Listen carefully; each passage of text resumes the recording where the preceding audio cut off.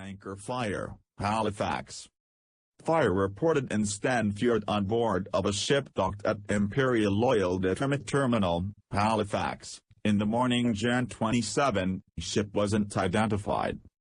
Stephen Turner, acting district chief for Halifax Fire and Emergency Services, says firefighters were called to a ship docked at the Imperial Oil Dartmouth Terminal at around 6 a.m. He says the ship's crew initially tried to put out the fire themselves before calling for help.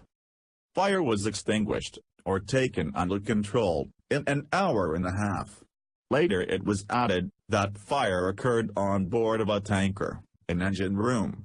Fire was extinguished by 08 OLT. There's only one ship docked at above-mentioned terminal. It's a Canadian tanker KIVALLIQ W. Product tanker KIVALLIQ W, IMO 9,187,409, DWT 13,670, built 2004, Flag Canada, Manager.